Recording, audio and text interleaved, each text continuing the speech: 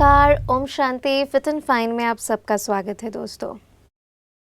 इंसान यानी मनुष्य को कहा जाता है कि वो दुनिया में सबसे श्रेष्ठ जीव है और ईश्वर ने उनको अपने स्वरूप में ही बनाया था। लेकिन आज की दुनिया के अंदर अगर मनुष्य को हम देखें तो कई सारी समस्याओं से घिरे हुए हैं, चाहे वो शारीरिक हो या मानसिक। कई सारी बीमारियां होती रहती हैं, चाहे वो मानसिक हो या शारीरिक। तो उन सारी बीमारियों से वो उभरना चाहता है, लेकिन कई बार उसको रास्ता नहीं मिलता है। तो हम अपने इस कार्यक्रम के द्वारा हम कोशिश करते हैं कि जितने भी सारी समस्याएं रोज़मर्रा के जीवन में हमारे साथ होती हैं, शारीरिक या मानसिक, उन सारी समस्याओं को कैसे सहज समाधान किया जा सकता है, उन्हीं सारी बातों को लेकर हम चर्चा करते हैं। और आज भी इस कड़ी में भी हम ऐसे कई सारे सवालों का जवाब हम ढूंढने की कोशिश करेंगे। और इस सिलसिले को आगे बढ़ाने के लिए, बातचीत के सिलसिले को आगे बढ़ाने के लिए जो हमारे साथ हैं डॉक्टर सतीश गुप्ता जी, जो कि renowned cardiologist and metabolic expert भी हैं। तो चलिए उनको स्वागत करते हैं और हमारा ये बातचीत का सिलसिला आगे बढ़ाते हैं। ओम शांति डॉक्टर साहब। नमस्कार डॉक्टर साहब, हमारा लक्ष्य यही है कि जो भी हमारे ऑडियंस है, इस दर्शक जो इस कार्यक्रम को देखते हैं, वो सदा स्वस्थ रहे, मस्त रहे, खुश रहे। और शारीरिक रूप से हो या मानसिक रूप से जो कुछ भी उनके जीवन में बीमारियां होती है, समस्याएं होती हैं, उनका समाधान हम दे पाएँ उनको, ताकि वो फिट एंड फाइन रह पाएँ। आज भी ऐसे ही एक समस्या को लेकर हम चर्चा करेंगे जो कि बहुत बड़ी समस्या है, वो है सर दर्द। आज मैंने किसी भी बात को लेकर सर दर्द इंसान को बहुत जल्दी हो जाता है। कई बार तो ओवर थिंकिंग की वजह से सर भारी हो जाता है, सर दर्द होने लगता है। कई बार खान पान की वजह से सर दर्द होने लगता है, गैस हो जाती है तब सर दर्द होने लगता है, या कुछ ऐसी स्ट्रॉन्ग खुशबू या बहुत तेज़ लाइट की वजह से भी सर दर्द होने लगता है। तो ये सर दर्द जो है उसकी मेन रीज़न क्या है? वैसे तो साइंस के हिसाब से देखो तो लगभग 150 तरह का हेडेक होता है, 150 टाइप्स ऑफ हेडेक। उसमें से कुछ हेडेक्स हैं जो प्राइमरी हेडेक कहलाते हैं, जिनका कोई कारण नहीं होता है। वो अपने आप अंदर से ही ओरिजिन होता है। कुछ सेकेंडरी हेडेक्स होती हैं, जैसे कि किसी ब्रेन में ट्यूमर हो गया, या कुछ वेस्कुलर कॉज, अंदर कुछ क्लॉट बन गया, या कुछ अंदर से कोई ऐसी चीज़ है जो गांठ बन रही है, एनेरिज्म, नस फूल गई अंदर से, या कुछ भी ऐसा इन्फेक्शन हो गया, इन्फ्लेमेशन, मेनिंजाइटिस हो गया, ब्रेन में हेमरेज हो गया, या कुछ मतलब कुछ भी नई चीज़ ग्रो कर रही है, या इन्फ्लेमेशन, सूजन है, या पानी एक्स्ट्रा भर गया, हाइड्रोकेफेलस हो गया। तो ऐसे बहुत सारे कारण हैं। जैसे किसी को सिस्टिक सर्कोसिस, कीटाणु होते हैं जो हमारे खाने के द्वारा दिमाग में चले जाते हैं, वो गांठ में, ट्यूबरकुलोसिस हो गया, है ना। ऐसे और भी बहुत सारे इन्फेक्शंस हो सकते हैं जो ब्रेन में जा सकते हैं, इन्फ्लेमेशन हो सकते हैं, वो सेकेंडरी हेडेक्स कहलाते हैं। तो जैसे नॉर्मल बहुत तरह के हेडेक्स हैं, जैसे मैं कहा आपको, जैसे जो बहुत कॉमन, सब मोस्ट कॉमन कॉज है वो टेंशन हेडेक है। एक क्लस्टर हेडेक होता है, ये मैं कॉमन कॉज ना बता रहा हूँ, मोस्टली। और लगभग मैं समझता हूँ आधी से ज़्यादा पॉपुलेशन को हेडेक होता है। बिल्कुल। मतलब अगर 100 लोग हैं, अगर 100 एडल्ट्स लेंगे तो उसमें 100 में से 50 से ज़्यादा लोग कहेंगे कि मुझे हेडेक होता है। हेडेक होता है, महीने में 1-2 बार हो जाता है, किसी को हर हफ्ते भी हो जाता है, किसी को हफ्ते में 2-3 बार भी हो जाता है। तो headache is a very common disease. और किसी समय पर भी 10% या 12% लोगों को हेडेक होता ही है। अगर किसी समय भी आप पूछ लो कि 100 लोगों में से, तो 10 से 12% लोगों को हेडेक मिलेगा। बिल्कुल। कोई भी हेडेक हो सकता है। मुझे भी वो समस्या है। हाँ जी। सेकेंडरी हेडेक की बात करें, साइनसाइटिस है, उससे इन्फेक्शन, उससे हेडेक हो सकता है। फीवर से हेडेक हो सकता है ना। मतलब ऐसे बहुत सारे कारण इसकी वजह से फीवर। अगर आपको एसिडिटी, रिफ्लक्स हो रही है तो उससे भी हेडेक हो सकता है, जो आपने थोड़ी देर पहले कहा। ठंड लग जाए उससे भी हेडेक हो जाता है। बिल्कुल। तो तेज आवाज़ सुनने से हेडेक हो जाता है, बहुत तेज साउंड से, बहुत तेज लाइट से हेडेक हो सकता है। तो ऐसे बहुत सारे मल्टीपल रीजंस हैं। तो हेडेक एक बहुत ही कॉमन समस्या है, जो कि मैं समझ शायद इफ़ ऐसे 80% से अधिक लोगों को होता है तो मैं शायद गलत नहीं हूँ। गलत नहीं है, बिल्कुल। तो इसके मेन रीजंस तो आपने हमको मोटे मोटे रूप से बता दिए। तो इसका क्या कोई साइकोलॉजिकल रीज़न भी है? जैसे कि हम बहुत ज़्यादा कई चीज़ सोचते हैं, हम सोचना नहीं चाहते हैं, अंदर घुट रहे हैं, तब भी बहुत तेज़ सर दर्द होने लगता है। तो इसके स्ट्रेस डेफिनेटली एक बहुत बड़ा कारण है। स्ट्रेस एक बहुत बड़ा कारण है, और उसमें भी स्पेशली जब आप सेंसिटिव और इमोशनल नेचर होती है ना, हम बहुत नाजुक स्वभाव हमारा हो जाता है, जैसे हम गुजराती भाषा राजस्थान में लागनी स्वभाव कहते हैं, बातें चिपक जाती हैं हमारे दिमाग में, किसी ने कुछ कह दिया उसको माफ नहीं कर पाते, भूल नहीं पाते, बार बार they come back and hit us, और अंदर अंदर सर्कल करती रहती है, एक विशेष साइकिल बन जाती है, वही बात घूमने लगती है अंदर अंदर ना। तो वो एक विशेष मतलब सेंसिटिव इमोशनल नेचर, कुछ लोग बहुत परफेक्शनिस्ट होते हैं, पर हर टाइम की परफेक्शन, काम की परफेक्शन, जैसे मैंने कहा ऐसा ही होना चाहिए, कंपैरिजन, कंपटीशन, ऐसे लोगों को भी हेडेक होने की टेंडेंसी ज़्यादा रहती है। थोड़ा भी 19-20 हो जाए तो उसमें कुछ लोग इंट्रोवर्ट होते हैं, मतलब ज़्यादा ही इंट्रोवर्ट, तो अपने मन की मतलब अंदर से चुप रहते हैं हमेशा। और वो जैसे ऐसे लोग जो एक्सट्रोवर्ट होते हैं वो अपनी बात कहीं ना कहीं हल्के हो जाते हैं। इंट्रोवर्ट क्या होता है, अंदर फील ज़्यादा करते हैं, और तीसरा एक चौथा कारण होता है जो आइसोलेशन जिनके अंदर होती है। आइसोलेशन में अपने मन की बात शेयर करते ही नहीं किसी को भी कुछ भी, मतलब दे डोंट शेयर। पांचवा एक कारण हो सकता है जो जिनके अंदर रिजेंटमेंट होती है, सप्रेस्ड एंगर होता है, जी, मतलब उनके अंदर क्रॉनिक तरह का एक हेडेक रहता है, क्रॉनिक हेडेक रहता है, तो एक वो कारण हो जाता है। ऐसे मतलब काफ़ी सारी डिफरेंट टेंडेंसीज हैं। हॉस्टाइल बिहेवियर होता है, वो भी एक कारण बन सकता है। Anxiety can also cause headache, है ना। तो ये प्लस जैसे फिर ये तो हो गए मानसिक कारण हो गए। फिर एक लैक ऑफ स्लीप, है ना, इंसोम्निया, नींद की क्वालिटी आपकी अच्छी नहीं है, जी, उससे भी हेडेक हो सकता है। फिर आपकी इवन नेक की अगर समस्या है, गर्दन की सर्कस स्पॉन्डिलोसिस है, उससे भी आपको हेडेक हो सकता है। आंखों का रिफ्रैक्शन एरर है, आपकी चश्मा, आपकी आंखें का नंबर बदल रहा है, जी, उससे भी हेडेक। आपकी आंखें चश्मा नहीं था तो अभी आपको हेडेक रहने लगी है, तो एक रिफ्रैक्शन, आंखों का नंबर अगर बढ़ रहा है, दूर का है नज़दीक का, तो उससे आपको हेडेक हो जाती है ना। तो साइनस की तो मैंने बात की, साइनाइटिस की मैंने बात की। तो अगर कान में भी समस्या है, कान में इन्फेक्शन है, तो उसकी वजह से भी हेडेक हो सकती है, राइट। जी। तो ये कई बार हर्पीज इन्फेक्शन होते हैं, हर्पीज जोस्टर टाइप का एक इन्फेक्शन, चिकन पॉक्स जो लोकलाइज्ड स्पेन, तो उस किसी भी नर्व में अगर वो आ गया जोस्टर इन्फेक्शन, तो उससे भी हेडेक हो सकता है।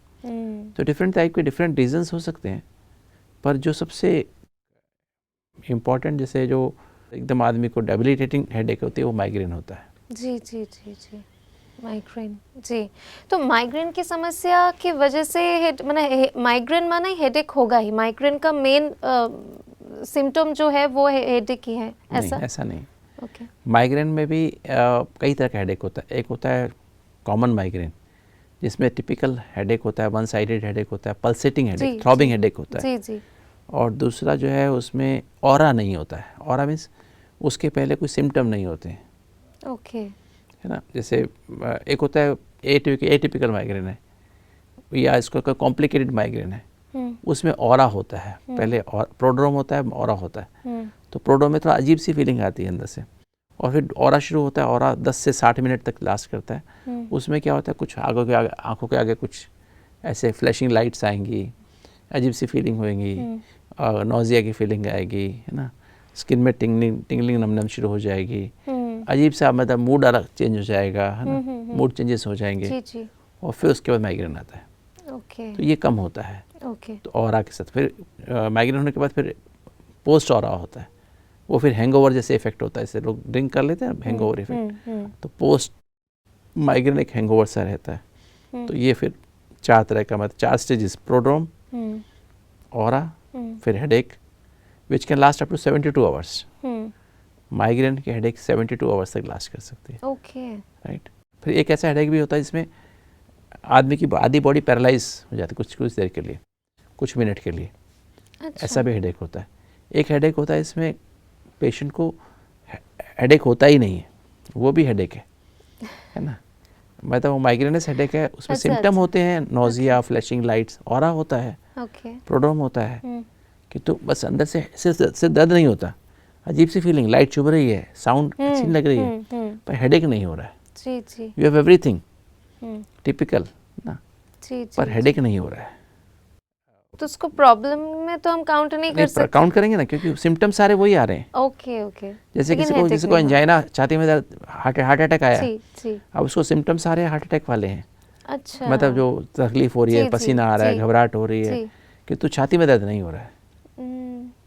ये ज़्यादा डेंजरस हो सकते हैं? 30% लोगों को ऐसे होता है, साइलेंट हार्ट अटैक होता है। हाँ, इसको साइलेंट माइग्रेन कहते हैं। ओके। जो कि हमें पता नहीं लगेगा, हमको सिम्टम्स सारे आएंगे किंतु हेडेक नहीं आ रही है सिर्फ। अच्छा, तो ऐसे किसी को स्टफी अगर हेडेक होगा, भारीपन लगेगा, बट टिपिकल हेडेक जैसे होती है ना, वो नहीं हो रही, थ्रॉबिंग वाली हेडेक नहीं हो रही है। अच्छा। तो इसी रिलेटेड आज का हमारा सवाल भी ऐसे ही आया है कि किसी को माइग्रेन की समस्या है, किसी को तेज़ आवाज़ से प्रॉब्लम है, किसी को ज़्यादा लाइट से प्रॉब्लम है, जो हम ऑलरेडी बात कर रहे हैं। तो अनूप जी जो है नोएडा से, उन्होंने यही लिखा है कि जब मैं कंप्यूटर के सामने, उनको विजन का प्रॉब्लम है कि मुझे माइग्रेन की समस्या भी है, साथ में हेडेक तो आए दिन उनको आता रहता है, लेकिन सबसे ज़्यादा उनको हेडेक तब होता है जबकि वो कंप्यूटर के सामने बैठते हैं। अभी वर्क फ्रॉम होम है, उनको काम से छुट्टी भी नहीं है, लेकिन उनको लगभग 6 से 7 घंटा उनको कंप्यूटर के सामने बैठ के काम करना ही पड़ता है। तो जितना ज़्यादा वो स्क्रीन देखते जाते हैं, कंप्यूटर के सामने बैठ के काम करते रहे, उतना उनका हेडेक बढ़ता रहता है। तो ऐसे में क्या किया जाए? ये तो एक तरह का ऑक्यूपेशनल हैज़र्ड हो गया उनको ना, क्योंकि उनको प्रॉब्लम में है और उनको कंप्यूटर देखना है जी। तो उनको ये देखना कि जो माइग्रेन है उनका वो क्योंकि अगर माइग्रेन के कारण, जो मुख्य कारण हैं, वो हमें देखने हैं कि वो क्यों, कौन कौन से कारण हमारे अंदर हैं, उनको आइसोलेट करना पड़ेगा। अच्छा। क्योंकि हमारी जो एक तो सेंस, हमारी पर्सनैलिटी, स्ट्रेस जैसे मैंने बात की, सेंसिटिव इमोशनल नेचर है, जल्दबाजी की आदत है, अपने मन के अंदर रिजेंटमेंट है, सप्रेस्ड एंगर है, वो सब वेंटिलेट करना पड़ेगा। मतलब ये टू चेंज इज नेचर बता रहे। दूसरा, टाइम पे खाना खाना पड़ेगा, क्योंकि जब एसिड रिफ्लक्स ज़्यादा बढ़ जाती है ना, तो भी हमारा कुछ वो हमारी टेंडेंसी माइग्रेन बढ़ने की। तीसरी बात है, कुछ ऐसे फूड जैसे फास्टिंग नहीं करना है, टाइम पे खाना खाना है, क्योंकि अगर टाइम पे खाना नहीं खाता वो भी एक कारण है ना। कई बार खाना मिस कर देते हैं तो वो भी हेडेक हो जाती है। नींद प्रॉपर समय पे करनी पड़ेगी। कंप्यूटर का उनका काम है, तो कंप्यूटर के लिए उनको क्या करना पड़ेगा, अब कंप्यूटर तो काम करना है, तो आजकल ऐसी स्क्रीन अवेलेबल हैं, आप अपने कंप्यूटर पे लगा लीजिए, तो उससे उसके जो इफेक्ट है ना आपके आइज़ पे कम होगा। You can have that screen in front of your, अपने कंप्यूटर स्क्रीन के सामने लगा सकते हैं। और आप ऐसे स्पेक्स भी अवेलेबल हैं जो आप लगा लीजिए, तो आपको कंप्यूटर से जो लाइट आपके डायरेक्ट आपके अंदर आ रही है आंखों में, डैमेजिंग लाइट, वो कम हो जाती है। आजकल ऐसे स्पेक्स अवेलेबल हैं, वो आप वो स्पेक्स यूज़ कर सकते हैं। और हर आधे घंटे के बाद आंखें कुछ सेकंड के लिए बंद कर लें, 10 से 15 सेकंड हल्का बंद कर लें, कंप्यूटर देखना बंद कर दें, हल्की सी गर्दन की एक्सरसाइज कर लें, है ना, हल्की गर्दन की फ्लेक्शन एक्सटेंशन एक्सरसाइजेस कर लें, है ना। सो बिकॉज नेक का भी बहुत काम है कंप्यूटर वर्क में, कमर का भी बहुत काम है, कमर का भी हल्का सा अपने आप को स्ट्रेटन कर लें, खड़े होकर पीछे हल्की कमर की एक्सटेंशन एक्सरसाइजेस कर लें। तो हर आधे घंटे के बाद, it will just take half a minute और 1 minute, but that will make you him, जो हमारे जो अनूप जी हैं, उनकी क्योंकि का प्रोफेशन ऐसा है, he can not change the profession. अपना खान पान का ध्यान रखें, नींद प्रॉपर रखें। एक ये भी बहुत इंपॉर्टेंट, दांतों की हेल्थ भी बहुत ज़रूरी है। सोने के बाद ब्रश करके, गार्गल्स करके सोएं, तो उससे भी हमारे, क्योंकि साइनस इन्फेक्शन है, दांतों के इन्फेक्शन से भी हेडेक होती है, तो हमें ये भी ध्यान रखना बहुत ज़रूरी है। तो ये अगर मैं समझता हूँ ये प्रिकॉशन रखेंगे तो ही विल, देन वाटर, पानी, हाइड्रेशन प्रॉपर होना चाहिए। क्या होता है, कई बार हम कंप्यूटर में बैठे रहते हैं और हम पानी पीते ही नहीं, डिहाइड्रेशन। ये काफ़ी सारे पेशेंट्स मेरे पास ऐसे आते हैं जो कंप्यूटर में, कंप्यूटर सॉफ्टवेयर इंजीनियर्स हैं, ऐसे काम करते हैं, तो उनके एक बहुत बड़ा कारण होता है कि वो पानी की इनटेक, डिहाइड्रेशन हो रहा होता है बॉडी में। डॉक्टर साहब, पूरे दिन में कितने लीटर तक हमको पानी मिनिमम कम से कम हमको 3 से 4 लीटर पानी पीना चाहिए। अच्छा। मतलब वैसे minimum intake is 8 glasses per day. पर भारत जो है एक ट्रॉपिकल कंट्री है, जहाँ पर हमें लगभग 500 से 750 ml पानी हमारा पसीने के अंदर निकल जाता है। तो मतलब हमें जो है, मतलब समझो 1 लीटर और, तो 3 लीटर के बजाय 3 से 4 litre, approximately 10 to 12 glasses of water per day. और गर्मियों में बढ़ा के हमें 12 से 14 ग्लास कर देना चाहिए। और अगर हमको इन्फेक्शन कोई हो गया, स्पेशली वायरल इन्फेक्शन जैसे फीवर आ गया, और हमको बढ़ा देना चाहिए इनटेक। तो मिनिमम 8 ग्लासेस पर डे, सर्दियाँ जैसे हैं। अगर गर्मियों में 8 से 12 ग्लासेस, और अगर इन्फेक्शन कोई भी है, वायरल फीवर है, कोई बैक्टीरियल इन्फेक्शन भी है, और 2 ग्लास पानी बढ़ा देना चाहिए। ओके। ध्यान रखना चाहिए किडनी ठीक हो, किडनी ठीक काम करे तभी ज़्यादा पानी पी सकते हैं। जी। आपका हार्ट ठीक काम करे तभी, अगर हार्ट की इजेक्शन फ्रैक्शन कम हो गई 30% से कम है तो पानी हमको कम पीना पड़ता है।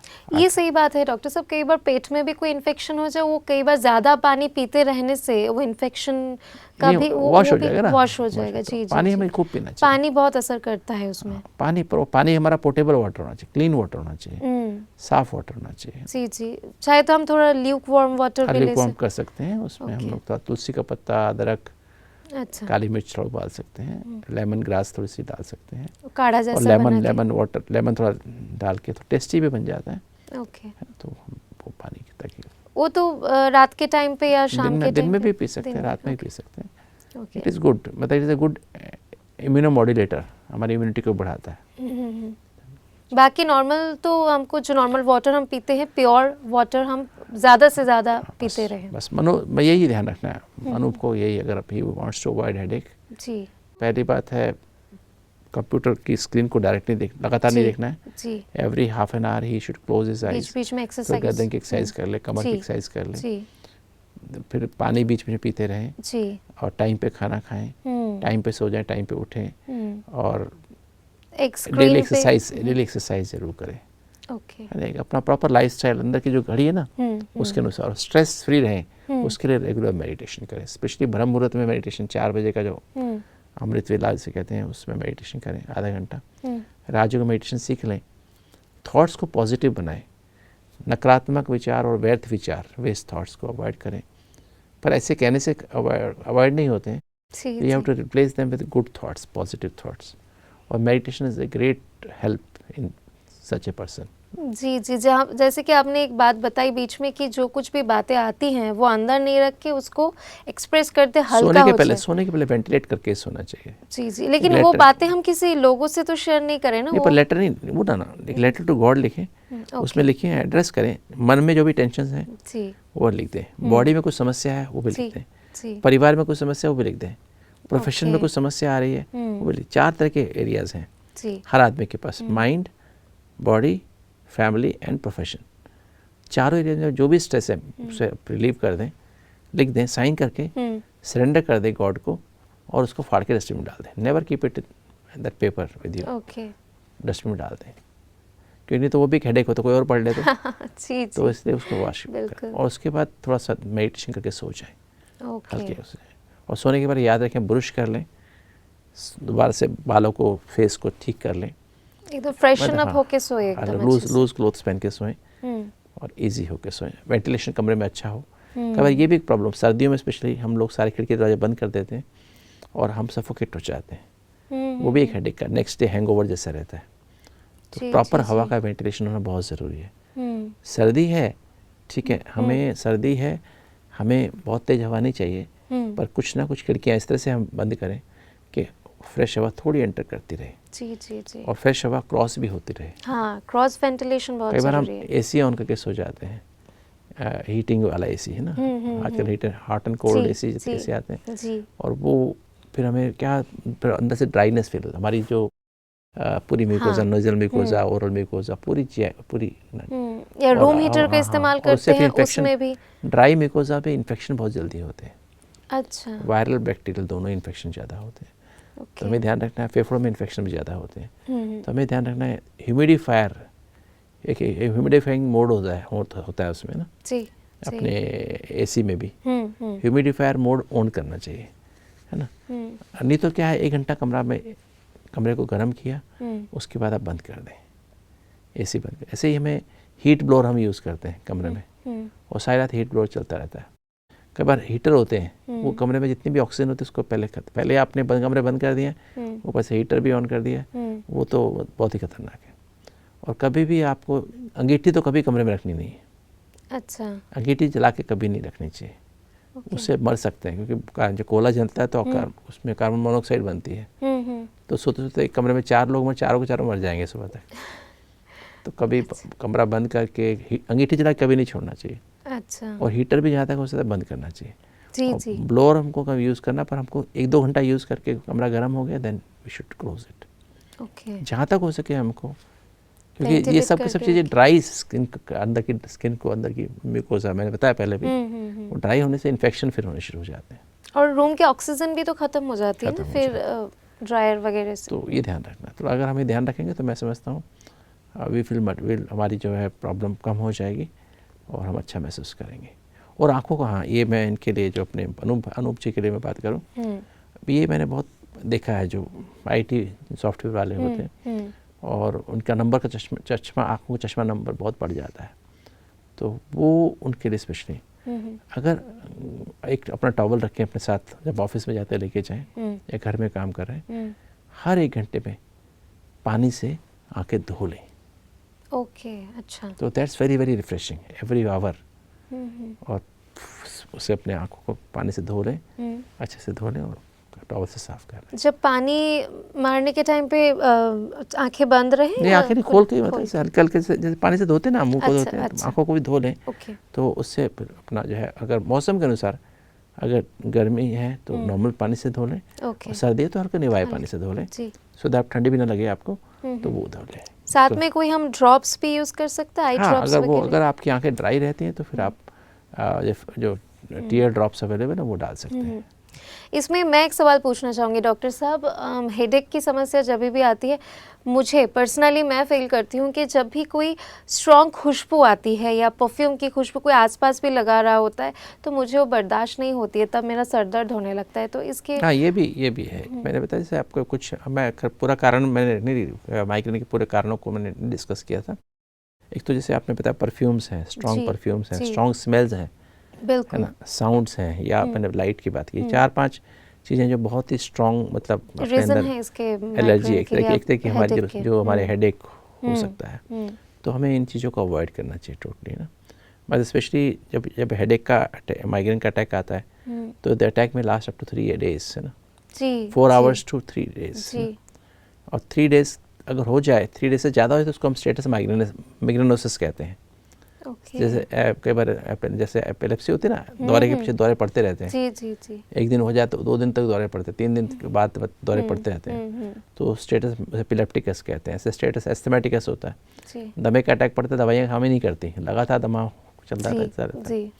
तो इसी तरह से जैसे ये बीमारी है जिसमें हम 3 दिन के बाद भी अगर हेडेक ख़त्म नहीं होती तो वो वाली स्टेट आ जाती है। तो हमको ध्यान रखना है कि अपने इस हेडेक को ख़त्म करने के लिए अपने जो है हमें अपनी, एक तो जैसे आपने बताया जो भी जिन चीज़ों से हमारी एलर्जी, हमें लाइट, बहुत लाइट साउंड, हाँ, बहुत लाइट से होती है हेडेक। एक प्रॉपर में सोना, प्रॉपर समय पे उठना होना चाहिए। और हमें कुछ ऐसे फूड्स हैं स्पेशली टायरामिन कंटेनिंग फूड्स, जिनमें टायरामिन कंटेंट ज़्यादा होता है। अच्छा। जैसे पनीर है, मटर है, केक है, पेस्ट्रीज है ना, कुछ मात्रा में जैसे गोभी होती है ना, फूल गोभी, कॉलीफ्लावर होता है, ऐसे कुछ फूड्स हैं जो मतलब हमें अवॉइड करना है। कुछ स्पेशल फूड्स भी हो सकते हैं जिससे आपको एलर्जी हो, जिससे आपको हेडेक की टेंडेंसी ज़्यादा हो, औरों को नहीं होती किंतु आपको होती है, तो वो अवॉइड करें। स्पेशली फ्राइड फूड्स हैं जो हम स्लो फ्राइंग करते हैं ना, वो ऐसे फूड्स हमें अवॉइड करने चाहिए। अच्छा। तो क्योंकि उनका डबल इफेक्ट होता है, वो हमें एसिडिटी भी ज़्यादा करते हैं, GERD ज़्यादा पैदा करते हैं, और प्लस इस पे भी असर करते हैं। वो टायरामिन कंटेंट भी हमें स्पेशली मैंने बताया पनीर, चीज़, कुछ डीप फ्राइड, मटर होती है ना, मटर, पीस, वो हमें ज़्यादा नुकसान करती है। ओके। मैं ये पूछ रही थी कि गैस जो होती है, गैस की समस्या भी है, तो ये कई बार any food which is not digested properly, अगर आप फास्ट फूड खाएंगे तो प्रॉपर डाइजेस्ट तो नहीं हो, टेस्ट तो मुंह को टेस्ट तो लगता है, पिज़्ज़ा खाएंगे, बर्गर खाएंगे, वो डायरेक्टली हमें हेडेक नहीं करते, पर वो हमें मतलब दे कॉज मोर GERD के सिम्टम्स को बढ़ा देते हैं। GERD in turn leads to headache, precipitation of migraines headache, या दूसरी तरह के हेडेक भी हमें ज़्यादा हो सकते हैं। तो ये हमें ध्यान रखना है, मतलब हमें, मैं 4 बातें ले सकता हूँ। स्ट्रेस नंबर 1, उसमें सेंसिटिव इमोशनल नेचर या टाइप ए बिहेवियर,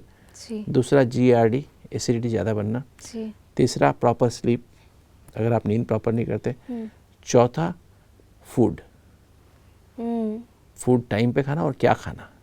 तो डॉक्टर साहब, जो सर दर्द की जो बीमारी है तो वो सच में आज सर दर्द बन गया है लोगों के लिए। तो इससे कैसे मुक्ति लाभ कर सकते हैं, बहुत अच्छी तरीके से आपने समझाया किन किन चीज़ों का हमको ध्यान रखना है। तो ऐसी कई सारी समस्याओं के लेके और भी कई सारे सवाल आए हैं हमारे पास, जिसका समाधान जानना अभी बाकी रह गया है, लेकिन आज समय समाप्त हो गया है बोल के उन सारी बातों को लेके हम अगली कड़ी में चर्चा करेंगे। लेकिन आज के लिए आपको बहुत बहुत शुक्रिया। Thank you. तो दोस्तों, हेडेक यानी सर दर्द, चाहे वो माइग्रेन की वजह से हो, खान पान की वजह से हो, प्रॉपर नींद की कमी की वजह से हो, किसी भी वजह से हो, तो उसका हम प्रॉपर इलाज करेंगे। और साथ ही साथ डॉक्टर साहब ने बहुत अहम बात कही कि अगर हम राजयोगा मेडिटेशन की प्रैक्टिस करते हैं, उससे बहुत ही अच्छा रिजल्ट हमको मिल सकता है और बहुत आसानी से हम ये सर दर्द की जो बीमारी है उससे छुटकारा पा सकते हैं। तो आइए हम सभी मिलकर राजयोगा मेडिटेशन की प्रैक्टिस करें और हमारे जीवन को बनाए खुशनुमा, एकदम टेंशन स्ट्रेस फ्री। तो इन्हीं सारी बातों को लेकर आगे भी हम चर्चा करेंगे, तो देखना नहीं भूलिएगा फिट एंड फाइन। आज यहीं पे इजाज़त दीजिए, नमस्कार।